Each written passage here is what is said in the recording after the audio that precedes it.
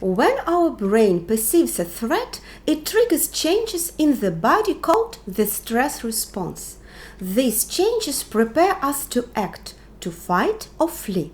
Our muscles become tense and blood pressure increases, as well as heart rate and breathing rate. Blood sugar increases too in order to get more fuel to the muscles. The body moves, expends energy, and then returns to normal. But when this tension or arousal rises too high, remains elevated, or drops below optimal levels, a problem can occur. The concept of window of tolerance helps you better understand when and why you get tense and how to deal with it.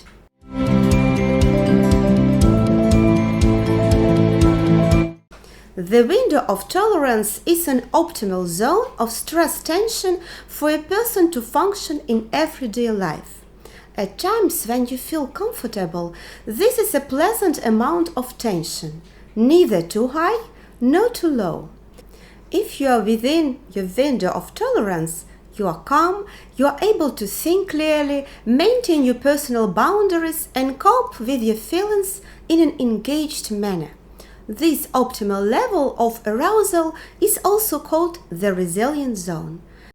Because parts of the brain and the organs of the body are working harmoniously, we can withstand challenges, seeking or offering support, resolving differences, or negotiation with threatening people without being overwhelmed.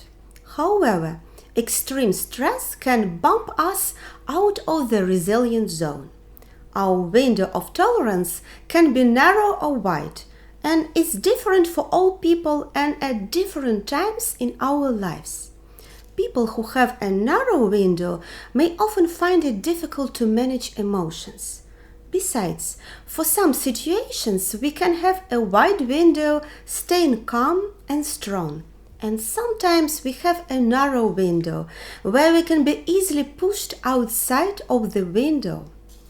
When we are tired, for example, we are more easily frustrated because our window is more narrow. As a result of chronic stress, negative childhood experiences, and traumas, our nervous system can begin to operate outside its window of tolerance. People who frequently function outside of their window may experience depression, anxiety, or other mental health problems.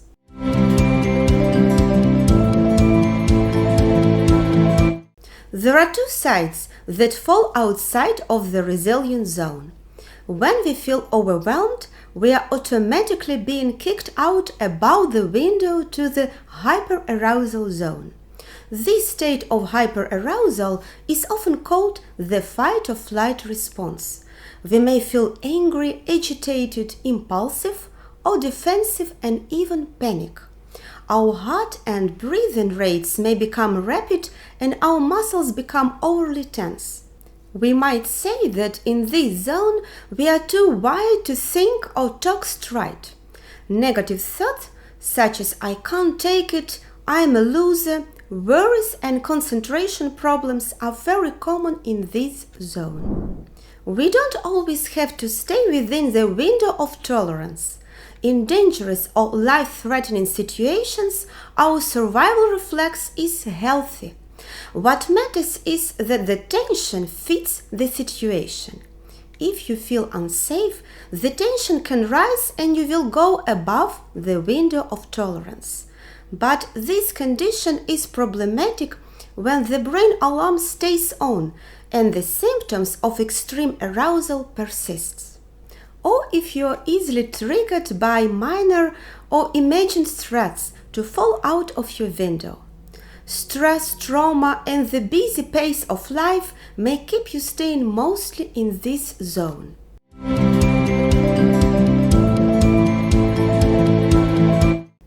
If you feel unsafe, it can also happen that the tension drops too far. You fall below the window of tolerance in order to freeze or submit.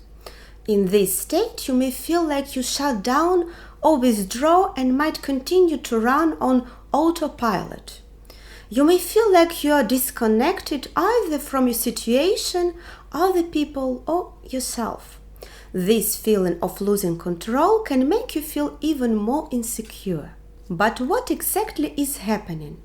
When fight or flight response is blocked or leads to exhaustion, the brain elicits hyperarousal, a state of numbness or collapse. Sometimes playing dead is the best way to survive. Numbing might temporarily protect one from emotional pain, for example, during abuse.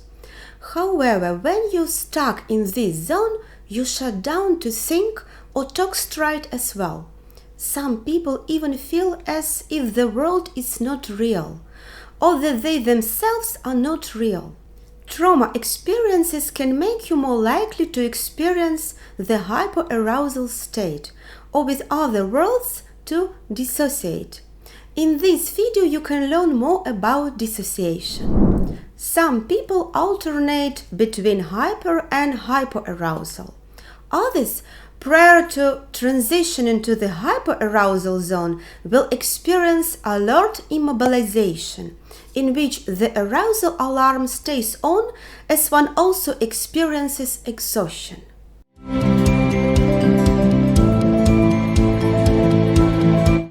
Becoming aware of your window of tolerance and identifying things that kick you out of the window can help you to intervene and do things that keep yourself in the window.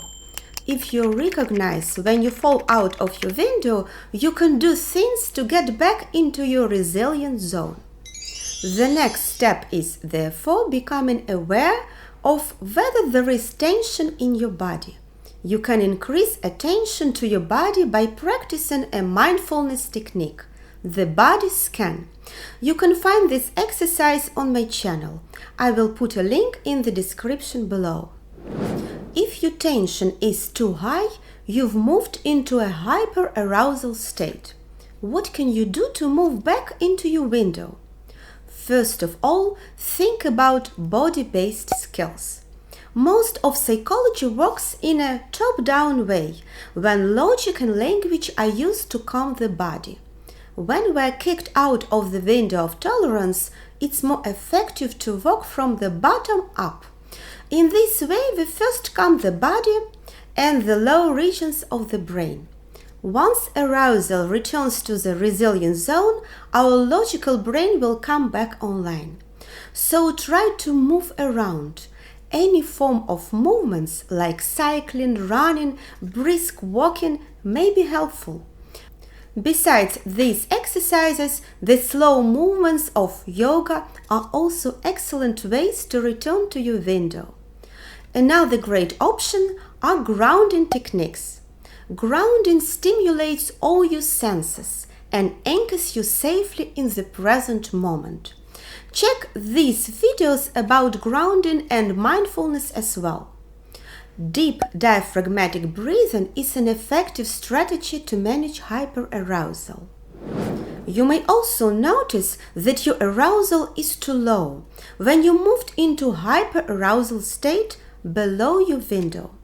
Shifting from this numbed state requires getting more active, shaking things up, and stimulating the nervous system. Stimulate all your senses. Smell scent, touch different textures, look around you, and name all things you can see. Listen to some uplifting music, or taste strong or crunchy foods. A hot drink, a shower, a grounding works very well. By becoming aware of our body sensations, thoughts and emotions, we can learn to recognize when we are in our optimal zone of arousal or going into hyper or hyperarousal.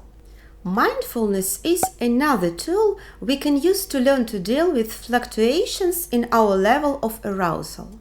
Being mindful helps to deal with stress by staying in the present moment.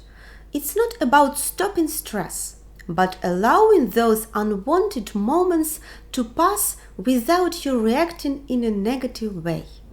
And last but not least is resourcing. A resource is anything that helps you experience a positive emotion, like joy, peace, comfort, love, or confidence. A resource can be a favorite place, memory, or pet, an accomplishment, a favorite hobby, God, or imagining a pleasant moment. Write down 3 of your favorite resources. Pick one and write down as much detail as possible, using all 5 senses and emotions. Read your description slowly and pay attention to what happens in your body, holding this resource in your mind. Try different techniques. They can help you to widen your window of tolerance. If your experience was positive, try practicing the skill longer. Or experiment with another skill to increase the number of tools in your coping toolbox.